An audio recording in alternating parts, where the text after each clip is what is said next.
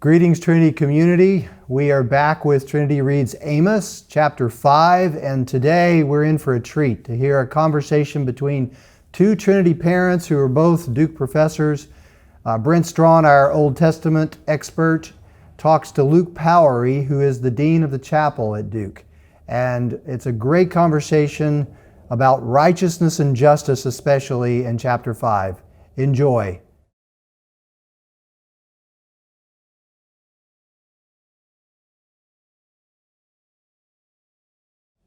Well, it's great to be back with Trinity Reads Amos. I'm Brent Strawn, and I've been on this video spot enough times that Chip's letting me do a little bit of the interviewing. And so I'm here today, joined by Dr. Luke Powery, who's a Trinity parent, first and foremost, we should say. Most definitely. And also Dean of Duke Chapel, among other things. And so thanks for coming out and speaking with us about Amos chapter 5.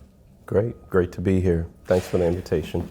Well, as we've been working through Amos this summer, we've reached chapter 5, and chapter 5 begins with this lamentation that the prophet raises over the house of Israel in verse 1 and following. And I wondered, if you could just talk to us for a moment about what lamentation is and what's going on with that in this chapter, or maybe even elsewhere in Amos. Sure.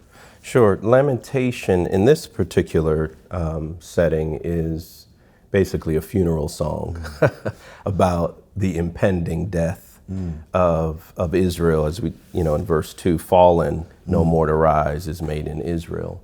And I think in this particular case, the lamentation, there's truth-telling, there's anger. It basically says, in general, that something's not right. Life isn't right. In this case, the relationship, the actions of Israel, and their relationship with God is not right. And so in this case, the mood, the tone speaks to this lamentation, which I think is a faithful practice, is life-giving. For people beyond the context of Amos, just for Christians to be able to know that, we can bring our dirges, our sorrow, our anger, our laments before God. And that too is faithful practice, a faithful act of worship even. And in this case too, it's intriguing, isn't it? Because it's not only the sorrow about, what's gone, but in a sense, as Amos does, kind of tweaked in some way, because he's uttering this lamentation over Israel before it's actually dead. Yeah, exactly. So how does that kind of change that the sadness is anticipated or ahead of time? What do you make of that? Yeah. That's a great question. It wasn't in the moment. It was impending. And I think at times, in this particular case, you can foresee what is coming, based on maybe a track record, patterns of life, patterns of how, but in this case, the people of Israel have been at different times, and there are marks, there are traces of what is to come. And so it speaks, it is forward looking. And I think that's true for even in our time. One can look forward and begin to lament some things that have not even occurred yet. And sort of imply by so doing that the end is near, or the end in a real sense has come. Right. Jeremiah has this too, doesn't he? Where he says, there's going to be funerals in the land and no one around to mourn. That's right. Because of the exile and the dispersion. Well, as you say, the sort of track record or the anticipation, what Amos sees in the book, throughout the book, but especially here in chapter 5, is concerned so much with the issue of justice and righteousness, and particularly the locales of where that's worked out. We hear about the gate and telling the truth or abhorring the one who speaks the truth. And justice and righteousness, is this major trope in the prophets. And in both in chapter 5, verse 7, we have it, a justice turned to wormwood, which is a kind of bitter plant. And so it's, it's ruining something wonderful and sublime. But justice and righteousness appear in what Hebrew poetry calls parallel terms, where these terms are next to each other. And it occurs again in 524, a famous verse in the book, but let justice roll down like waters and righteousness like an ever-flowing stream. That verse obviously has a wonderful tradition, especially in the preaching tradition, and I wondered if you could comment a little bit about that. I mean, it's famous, of course, in MLK's sermon. Yeah, I mean, for me, thinking about MLK and that final verse, or the verse, let justice roll down like waters and righteousness like an ever-flowing stream, I mean, in particular, one context for that is in his letter from the Birmingham jail, when he's writing to other Southern clergymen. And so it's this word to the church that those who were somehow not on board with his approach to justice in the world, concrete justice. And for me, it's the setting here, right before those verses, which we see in Isaiah and other prophetic literature. I despise your festivals. I take no delight in your solemn assemblies. It's take away from me the noise of your praise songs. I mean, I threw in praise songs, but it's the sense that, look, does your lip service match your life service? Right. And this is the critique of when King was writing to the clergymen who were not for this acts of justice. He says, it doesn't matter your assemblies, your religious observance, right? That's religious hypocrisy. Yeah. What God wants, what God desires, which is what Amos is pointing to here, is justice. I think what I find interesting, and something for you as the Old Testament scholar, is, we hear this term justice thrown around in our time. And I think at times for people in the church, they don't see that as a biblical term. They see that as for social activists. But could you speak some to this particular context, but even more broadly? I mean, what is justice in the Old Testament? What is justice here in Amos? And then this pairing, why is justice and righteousness joined together? Yeah, it's a big topic, and so a lot would need to be said, more than we have time for, especially, when professors get talking. I know. It could take an hour. But I think the thing to begin with is how Amos does place these in poetic parallelism. That's how Hebrew poetry works, where one line says something and the second line says something else. And what Amos does is say justice and righteousness go together like this. So these two lines say different things, but make a single predication. They make a single statement. And justice and righteousness go together so closely that you can use them in a parallel lines like this in a line of poetry. And this is again displayed in 6:12, where justice is described as the fruit of righteousness.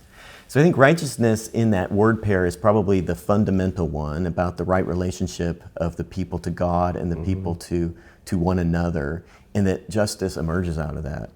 In Amos, justice has so much to do with the gate, the location of the gate, which is the entrance to the city. It's where the elders hung out. They shot the bull, kvetched, talked shop, and also where the ancient legal system took place, such as it was. That's where court cases were heard, and what Amos is concerned about is that those folk in the gate, the powerful, the haves, they don't care anymore about the have-nots and the needy and the folk who are seeking justice. They're not giving it to them. There's a term that's used here in chapter 5, the one who speaks the truth.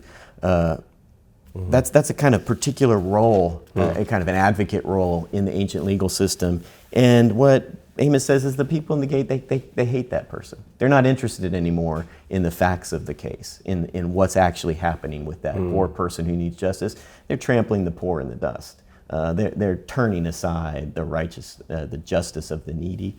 And so Amos is very concerned about that. And that, I think, is crucial for us to think about. Justice is an activism term, but it's not one that's divorced from or removed from the righteousness term. This righteousness term is again, right relationship with God, right relationship with neighbor, and it emerges from that. The fruit of that is this justice in the gate. And in my experience, and I don't know if you would second this or not, my feeling is with various Christian communions, we have sort of traditionally seen groups of people or just individuals who favor one of those at the expense of the other. Oh, I'm all about justice, but don't talk to me about that right relationship with God or neighbor. Right. Or I'm all about that personal piety, but don't talk to me about that social justice. Right. And what Amos says is, what are you talking about? This is the same line in Hebrew poetry. You got to have both of these things. And they got to go together. And not only go together, they've got to roll down like a sudden flash flood that no one can escape. Right, right. I mean, I think what you're pointing to is it's a life of integrity. Right, it's the integrative life. It's not, in some people would say what you're pointing to, right? It's righteousness, either or. It's both and. That's right. It's being whole. It's our whole life and living. All of it encompasses, the gospel. All of it has to do with who Christ is, but that's the challenge. I mean, for me, I think even with King pointing to this verse, and even what we may see in our time, and sometimes we may forget, is the deep connection between justice and the needy, or the poor, or the oppressed. In Isaiah, we see God redefining even what fasting is, which again is a liturgical practice, right? A spiritual practice, which is the same thing here. And he says, flips that. It's fasting. Why do we fast but you do not see? Well, because you're oppressing the workers. And fasting is to, helping those who are broken and lost. And I love that because it connects the liturgy, so to speak, with the liturgy after the liturgy. That's nice. Yeah. And it makes us whole. I mean, King, just to conjure King, since you asked that question earlier, he has one statement which I think for me has been in my memory. He says that it's possible to affirm the existence of God with your lips and deny God's existence with your life. And I think this is what Amos, in this, especially at the end, is getting to, is the challenge. And I think, we're both Trinity parents. We have that gift. And I mean, how would you see Trinity as a community? What kinds of questions should Trinity be asking and considering to determine if it is doing justice in our time? Well, man, you beat me to it because I was about to ask you. You're the preacher.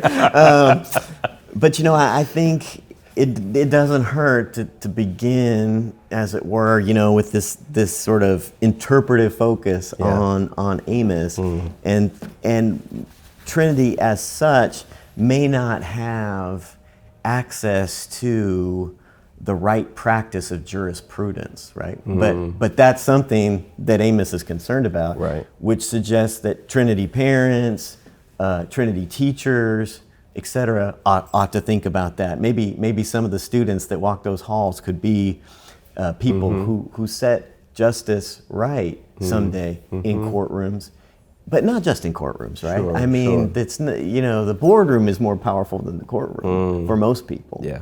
And so that's one thing to think about, specific locations of justice. But I think that maybe it starts again with righteousness, because justice is the fruit of it, according to 6:12. And so in that perspective, I think Trinity should be asking questions like, are we a community of faith, truly? And as a community of faith, are we then seeking after right relationship with the Lord and with one another? And then what does that look like? It's hard to beat the Lord's own phrasing of the great commandment, right? With the love of God and the love of neighbor, which Christ draws from Deuteronomy and Leviticus. But what sometimes is lost is how that chapter of Leviticus 19:18, is where the love of neighbor happens. Just a few verses down, you just keep reading, you see that they're supposed to love the immigrant the same exact way. Love the immigrant as yourself. Yeah. So those are a couple of things coming up. What do you think as a Trinity parent? I think for me, with this particular setting, and which we see all throughout the prophetic literature, right? This indictment here about this speaking the truth, and therefore, because you trample on the poor, taking the levies of grain, you've built houses of hewn stone, but you shall not live in them. But for me, it's maybe the question is, how is Trinity engaging with the oppressed, the marginalized, the needy in our surrounding communities? What does that look like? Right, as a way of being faithful to God, right? As part of our righteous relationship with God, how are we engaging the needy, the oppressed? Because if we are only engaging those in the boardroom, right, and those in the courtroom, perhaps, the leaders, those, then we may not be doing justice, at least biblical justice. Right, so there's a challenge. And then I think the question, to play off the quote from King, is just to ask ourselves, does our lip service match our life service? As in that continually asking that, so that we won't hear Amos-like prophets say, I despise your festivals. I hate them. Take away from me the noise of your songs. Because really, at the end of the day, all of that doesn't matter if justice isn't rolling down like waters and righteousness like an ever-flowing stream. None of that matters to God. If justice, and so one other question, and then could be, if we are speaking, let's say preaching Jesus, right, sharing Jesus, however you want to say it, the question might be, are we doing what Jesus did?